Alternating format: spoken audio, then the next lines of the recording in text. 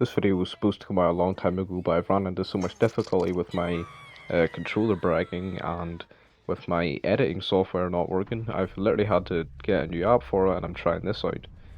So this video is going to be a guide on how to use Omni's power.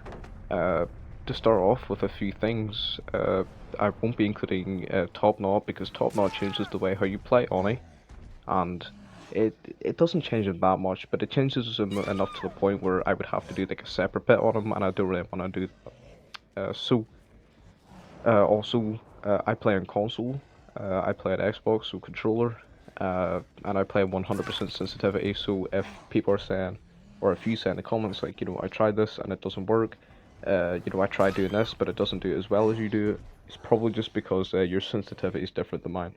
So make sure if you are playing a console or something, you do go up to max sensitivity. Oni should be able to flick on all sensitivities, but depending on I think it depends on the sensitivity is how fast and how sharp your flick will be. So maximum sensitivity is recommended.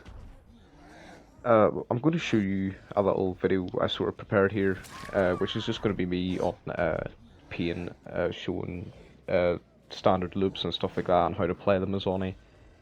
But this sort of applies to all loops. I'm going to go over different types of loops and how to play them, but at the end of the day, it's the technique and the form that you use. You should be able to apply it to basically every loop in the game. So make sure you listen and make sure you're taking notes and remember what I'm saying and try and apply these things because it will work for every loop, most loops anyway. So in a second now you're going to go over here and you're going to see what I'm talking about. This is roughly the type of loop that you'll see on maps like Macmillan and Oil Heaven. You'll have the pallet in the middle here, and the survivor will come down like this, and they will loop around like that. So as the killer, you want to have the survivor either here or here, and it's just either here. So what you want to do, we'll switch to blue here for the killer. What you want to do is put yourself right about here, and you're going to stand all the way back. You're going to stand nice and far back like that, and you're going to start charging your dash and moving side to side like this. And then basically what you're going to do is you're going to start dashing, and I'm going to pretend to go this way. I'm going to go right to about here, and what's going to happen is the survivor is going to see me coming that way, and they're going to move over here, and they're going to sit right about here. And so what you want to do is then just strafe right off to the side like this and slide along that object, and you're going to come all the way down right like this. Once you go to the side, the survivor is going to move back. Alright, so what's going to happen is the survivor will now be about here, and you will be about here, and you're just going to dash all the way around this loop like that. Then what's going to happen is the survivor is going to be roughly here, and you're going to be about here. And what you can do then is look towards where you want to be going. You're going to be moving that way, or wait, I'll do it here. When you're here, you're going to be moving forward, but you want to be looking over here. You want to be looking towards where you're going to flick. So then what's going to happen is you're going to be here, you're going to be looking this way, you're going to be sort of moving diagonally, and you're going to flick into the survivor. And what's going to happen is you'll be here, survivor will be here, you will flick around the corner, and you will hit them like that. That's roughly 90 degrees. You will land these hits. Now this is a 50-50, so if the survivor's here, you're here, and you fake, and they don't move, and they just sit where they are, and you go around, yeah, you won't be able to land it. That's not going to work. So you can switch it up. You can, if you fake and they don't fall for it, the next time you can literally just go like that, and if they don't move, then you will be able to hit them with a flick.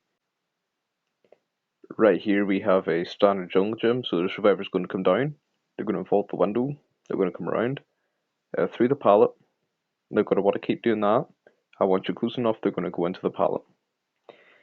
So when the survivor does vault the window, they're going to be here. We'll switch to blue again. You're going to be here, so you have a few options. You can literally just go down the side here, strafe, and if they don't move, you can hit them here with a flick. Or you could go all the way around the side here,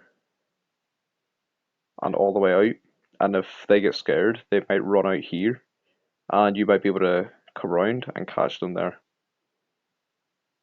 If they're camping the pallet, we'll just put them there. If they're camping the pallet here, and you're here, once again, what you're going to want to do is sort of go out the way here. You want to stand nice and back, and you're going to charge your dash, and you're going to fake this way, and you're going to slide across like this, and then you're going to go over there and flick and hit them. When you start going that way, the survivor is going to move down, and then you're going to be able to flick into them again. Here we have Killer Shag.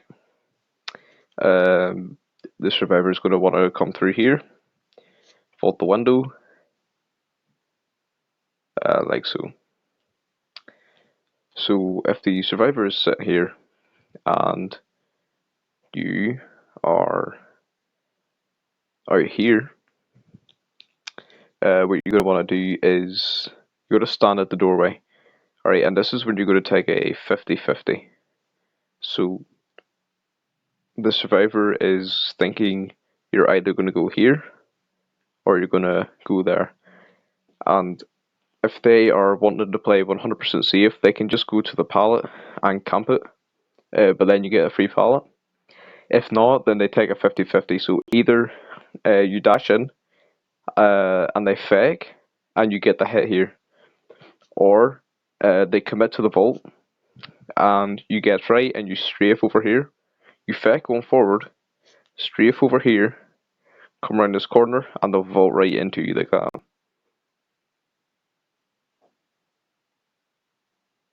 So what about a scenario when a survivor comes out like that? When they come out like that and they are running like this? That happens sometimes. So with things like that, if they're coming out and you're following behind them, let's say they're here,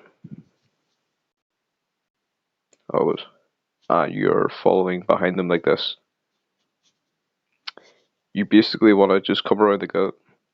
And when you're here, the survivor will be here.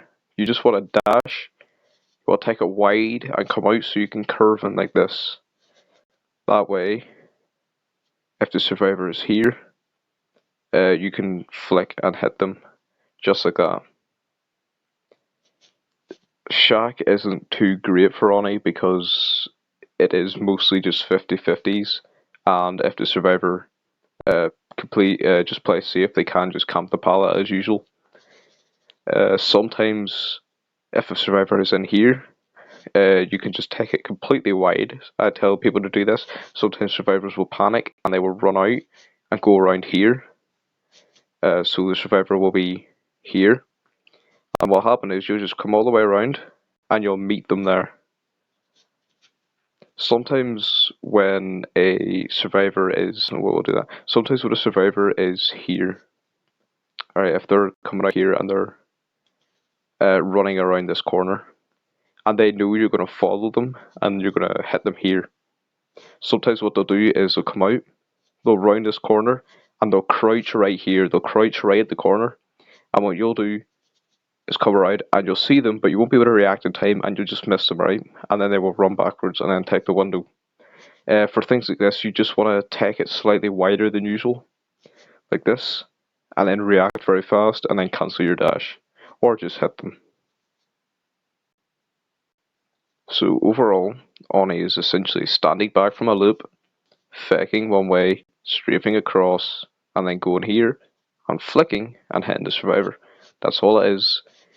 Some people think you can 180, but in reality, it's just about looking where you're flicking. Let's say I want to flick over there from here. I want to like dash around here, and I want to be sort of looking this way. I want to be looking towards where I want to flick, and I've got to be moving here because I'm going to be sort of strafing to the side here.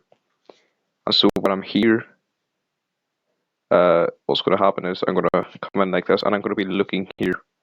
And when I'm looking here, I can literally flick that much. Meaning, if I go all the way to here, I can actually flick all the way around this corner into the palette. That's a 180-degree turn right there. That's in. So always remember, you won't be looking where you're going to flick, because it extends it. Like I said, you're looking here, you can flick to here or here. So if I come around straight like that, I can only flick to here. But if I take it wide and come in roughly here, I can flick here. Always remember that. Right here is a good example of what I'm on about. So you see here I mess up, but if you look again, I'm going to walk back, I'm going to fake one direction, slide across, and then hit her at there, and I'm going to play this in slow motion now. So if you see here in slow motion, you'll be able to see a lot better what I'm doing. I'm immediately charging my dash and I'm walking backwards, right? I'm walking backwards so I have enough space to fake going one direction. You can see she runs to the edge of the car just as every survivor would. I'm running forward, she thinks I'm running through the gap. I slide across the car as tight as possible, and I'm already looking towards her, and I'm sliding off here, and I flick right there, and that's going to catch her. Boom, there you go.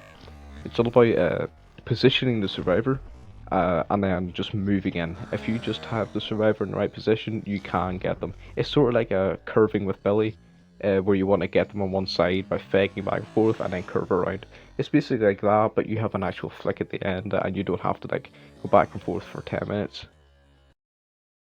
Right here is an extract from CJWX underscore. I took this from his stream. This is a game he played against me the other day, and I'm hopefully doesn't mind me taking this gameplay footage, but it does show off these flicks from the survivor's perspective.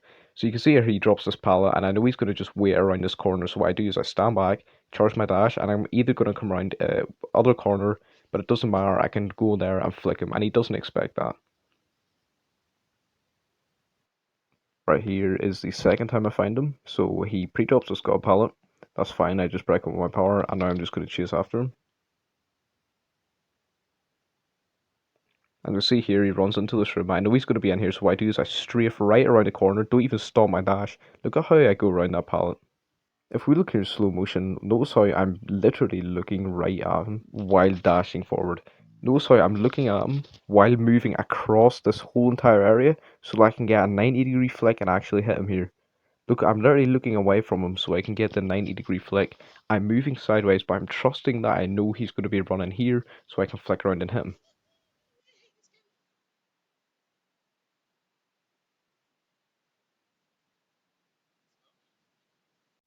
Right here's another clip. He gets picked up here by the Claudette.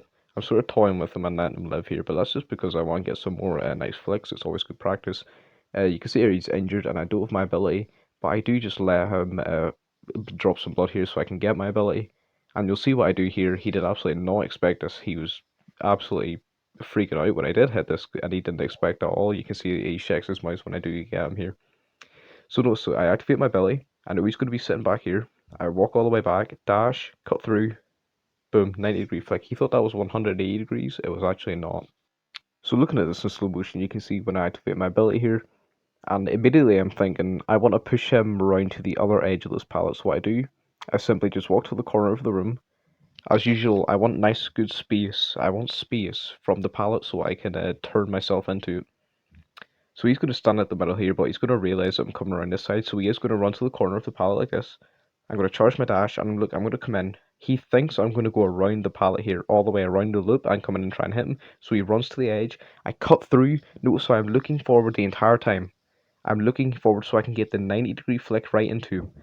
Alright, I wasn't looking where I was going, because there I wouldn't have been able to flick into him. So I was looking where I wanted to flick, so I could get the 90-degree flick into him. That's how you have to do it as Oni. So thank you to CJWX underscore there. I hope you don't mind me taking your stream footage if you see this. So all in all, you just have to remember when watching this video what I'm telling you here. Always be looking where you want to flick. You know, if I want to flick around the loop, I want to be looking towards where I want to flick so I can maximize that angle. But with Oni, you can always move sideways. Your strafing is unlimited, so make use of that. It's very, very good. Also be taking wide angles around loops. The wider you take an angle, the more likely you are to catch a survivor, just like this clip. Notice how I go all the way around Killer Shag, and I end up catching Kia, who runs out. So at the end of the day, with a bit of practice and with employing the techniques that I'm telling you here, you should be able to do the things what I'm doing in these videos, and you should be able to become a very good Oni. He's hard to play, but he's not that hard to play. Like I said, anyone can do it. Good sensitivity, and just keep practicing. You will be able to do these things. And Oni's a very fun killer, so I hope you all learned something. I hope this answers any questions anyone might have about how I do things. Thanks for watching.